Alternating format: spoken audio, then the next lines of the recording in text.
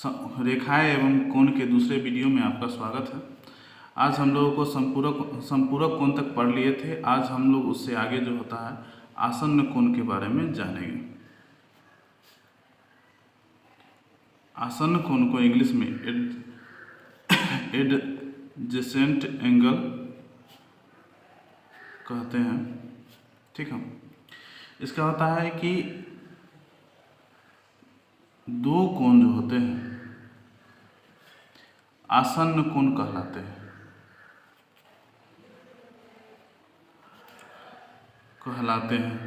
अब इसमें भी समझना है, इसमें भी कंडीशन होता है कि जैसे में ये हो गया कोण और इसमें ये बन गया, तो इसमें पहला कंडीशन ये होता है, इसका शर्त होता है कि एक कोण जो है या शीर्ष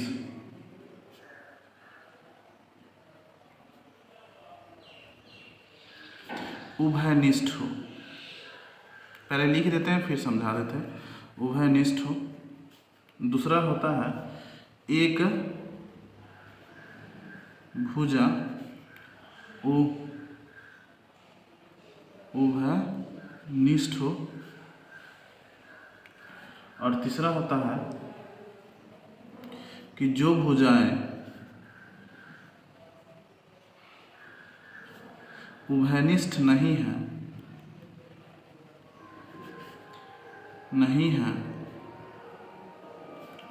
उभयनिष्ठ नहीं है, वह उभयनिष्ठ भुजा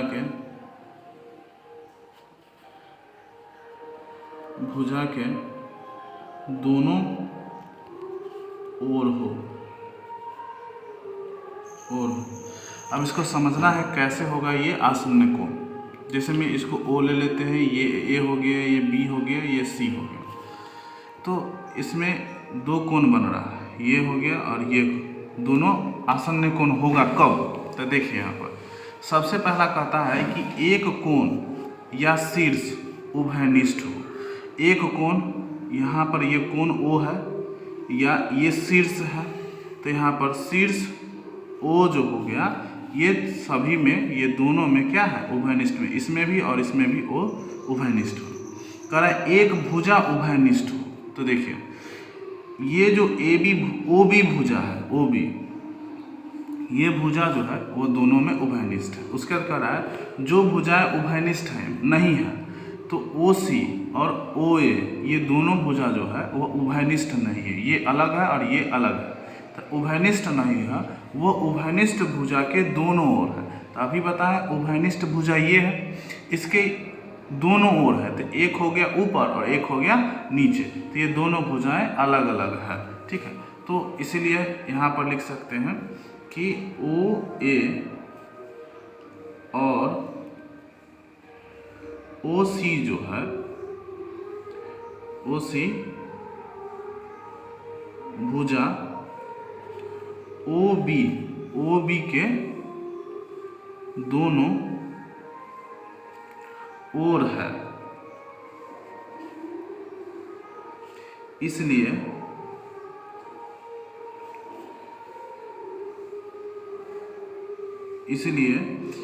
ये जो है AOC में कोण AOB और BOC और BOC आसन्न कोण है, यह होगा। ठीक है, आसन्न कोण समझ गए। अब इस पर आधारित जो होता है प्रश्न होता है, तो होता है कि आसन्न कोणों का योग। ठीक है, इसमें होता है पॉइंट होता है आसन्न कोणों का योग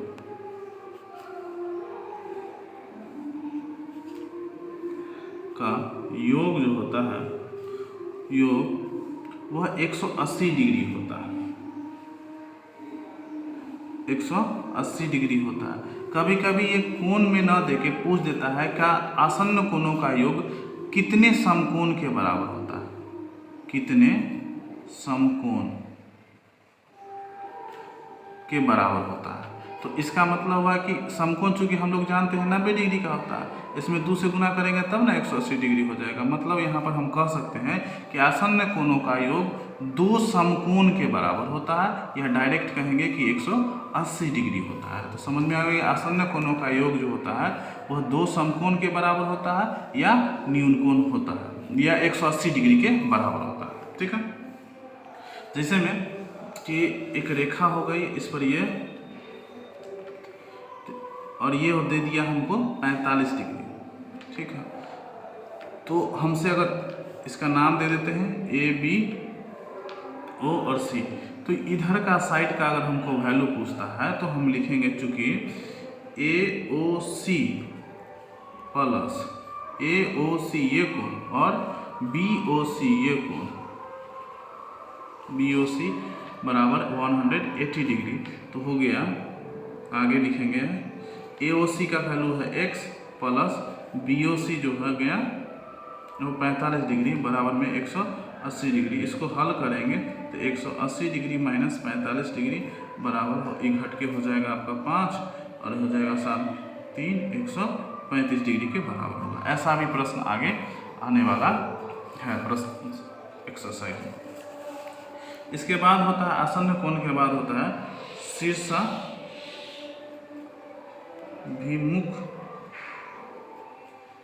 कोण, शीर्षाभिमुख कोण। अब शीर्षाभिमुख कोण का होता है, इसको इंग्लिश में लिखते हैं वर्टिकली अपोजिट एंगल। इसका परिभाषा होता है जब दो रेखाएं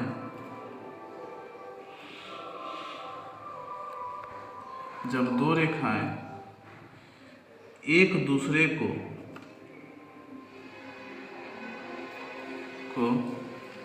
जिस बिंदु पर प्रतिच्छेद करती है तो उस पर बनने वाला कोण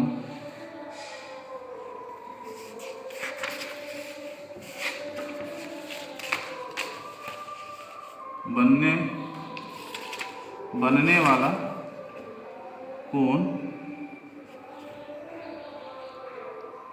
शीर्षाभिमुख कोण होगा। चलिए, ये तो परिभाषा हो गया। अब इसको एग्जाम्पल, जैसे में एक रेखा ए है, बी है और एक रेखा सी डी है, तो ये जो इस बिंदु पर प्रतिच्छेद करे, प्रतिच्छेद करने का मतलब होता है एक दूसरे को काटना।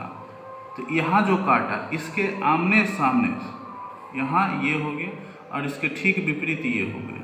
तो ये कोण जो हुआ, इसको हम अगर बिंदु O मान लेते हैं तो इसको हम कहेंगे शीर्षाभिमुख कोण। मतलब लिखेंगे कि कोण AOC और BOD, ठीक है। साथ ही साथ इस साइड का भी, ये भी तो आमने सामने का हो गया, तो इसको भी लिख सकते हैं। लिखेंगे AOD कॉमा इसके सामने ये हो जाएगा, तो BOC ये सभी शीर्षाभिमुख कोण है, ठीक है, शीर्षाभिमुख कोण है। और ये भी याद रखना, जब दो रेखाएं एक दूसरे को काटती हैं तो ये जो शीर्षाभिमुख कोण होते हैं ये बराबर होते हैं। मतलब शीर्षाभिमुख कोण जो होते हैं, ये पॉइंट होता है कि शीर्षाभिमुख कोण आपस में बराबर होते हैं।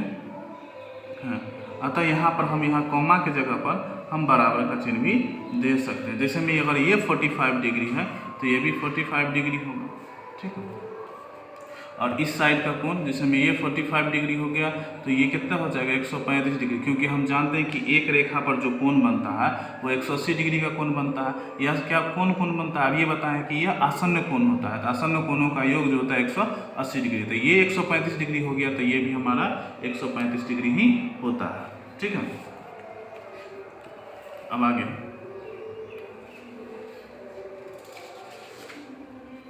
इस प्रकार शीर्षाभिमुख कोण और आसन्न कोण होगी, समझ में आ गया होगा।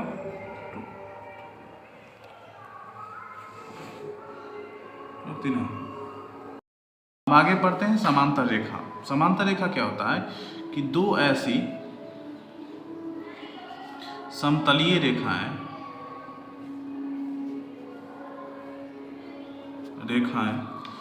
जो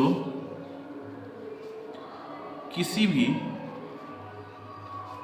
दिशा में बढ़ाने पर एक दूसरे को प्रतिच्छेदित या प्रतिच्छेदन नहीं करती है उसे समांतर रेखा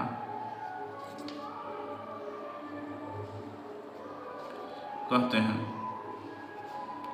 चलिए एग्जाम्पल के थ्रू समझते हैं। जैसे में एक रेखा ये हो गया और ये एक रेखा ये, इस रेखा को हम कितना भी बढ़ा लेंगे यह रेखा एक दूसरे को नहीं काटेगी, तो हम इसको कह सकते हैं कि इसको मान लीजिए LM है और ये हो गया NO, तो LM समांतर का चिन्ह इस प्रकार से होता है। ठीक है, समांतर हो गई किसके,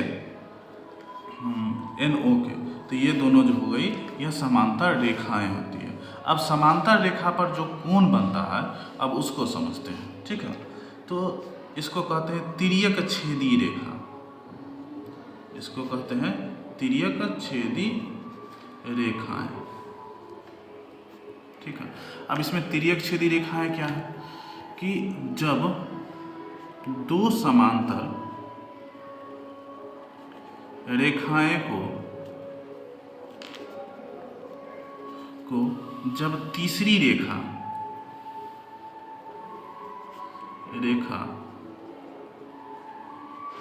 प्रतिच्छेदित करे या प्रतिच्छेदन करे तो उसे तिर्यक छेदी रेखा कहते हैं। अब इसको समझ लेते हैं एग्जाम्पल में। ये हो गया हमारी समांतर रेखा और इस दोनों को जो काटती है इसको कहते हैं प्रतिच्छेदी रेखा। मतलब ये जो हो गई हमारी वह तिर्यक छेदी रेखा हुई, तिर्यक छेदी रेखा। चलिए अब इस पर बनने वाला कोण समझते हैं। इस पर बनने वाला होता है, सबसे पहला नंबर समझते हैं संगत कोण। संगत कोण, इसका नाम दे लेते हैं सबसे पहले सभी कोणों का, आसान हो जाएगा समझना। ठीक है, देखिए इसका नाम हम रखते हैं 1, इसका रखते हैं 2, इसका 3, इसका 4, इसका 5, इसका 6, इसका 7 और इसका 8। तो देखिए संगत कोण का मतलब होता है कि जो कोण, जैसे यहाँ देखिए ये 1 है और ये 5 है, ये एक दूसरे का संगत होता है। क्या होता है, संगत होता है। मतलब 1, 5, कोण 1, कोण 5, ये संगत कोण हुआ। उसके बाद जोड़ा लगा के बता देते हैं। फिर दूसरा देखिए, यहाँ 2 है और यहाँ 6 है, कोण 2 और कोण 6, ये दोनों संगत हुआ। ठीक है, उसी प्रकार हो जाएगा 4, यहाँ हो गया 3 और 7, 3 और 7, उसके बाद 4 और 8, ये जो है संगत कोणों का युग्म होता है। ठीक है, अगला होता है एकांतर अंतःकोण। एकांतर, एकांतर कोण को समझना है, जैसे कि ये कोण, ठीक है, ये कोण और ये कोण, मतलब अगर एक रेखा इसको काटती है तो इस साइड का कोण और इस साइड का बनने वाला कोण, ठीक है, इसको एकांतर कोण कहते हैं। अंतः, यहाँ पर लिखा हुआ अंतः मतलब अंदर वाला, तो अंदर वाला ये सब बाहर कोण है, ये सब बाहरी कोण है, लेकिन अंदर वाला लेना है तो यहाँ 4 है और यहाँ 6 है, तो 4 और 6 जो हो गया अब अंतर एकांतर कोण होगा। उसके बाद हो गया 3 और 5, 3 और 5 जो हो गया ये दोनों एक अंतः एकांतर कोण हो गया। अब ये अंतः एकांतर कोण है, इसके बाद बाह्य एकांतर कोण होगा।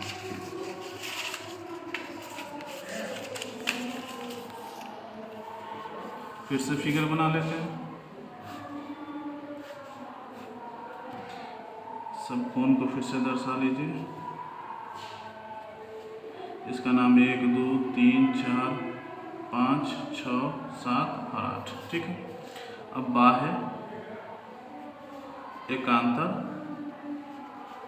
कोण, अब बाहर एकांतर कोण जो होता है उसको देखना, तो बाह्य में एक साइड ये हो गया ये कोण और उसके एकांतर ठीक उसके सामने यही बताए थे, तो हो जाएगा 1 और 8, ये बाह्य एकांतर कोण हो गया। ठीक उसी के विपरीत ये हो गया ये और ये, तो कोण 2 और कोण 7, ये दोनों जो होता है वह बाह्य एकांतर कोण होता है। और बाह्य एकांतर कोण जो होते हैं, ये जो कोण होते हैं एकांतर कोण, एकांतर कोण आपस में बराबर होते हैं, एकांतर कोण आपस में बराबर होते हैं, ठीक है। इस प्रकार कोण जो है आपको जो जरूरी है 9th और 10th वर्ग में, वो अधिकतर कोणों मैंने पढ़ा लिया। अगर कोई कोण छूट रहा है तो उसके बारे में कमेंट कीजिए, हम फिर उसको बताएंगे अगले वीडियो में। मतलब कोण से संबंधित जो प्रश्न है NCERT में, उससे संबंधित जो ऑब्जेक्टिव क्वेश्चन है उसका एक वीडियो भी आएगा, ठीक है, उस पर बताएंगे। इसको पूरा वीडियो को देखिए तभी समझ में आएगा। और जो नए हैं वो चैनल को सब्सक्राइब कर लें और अपने दोस्तों के साथ शेयर करें।